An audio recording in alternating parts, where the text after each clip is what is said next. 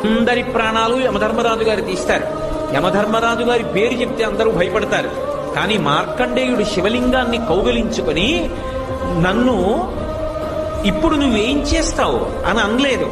ఆయన ఓ మాట అన్నాడు, చంద్రశేఖరమాశ్రయే మమ కింకరిష్యతి వయ్యమహ అన్నాడు.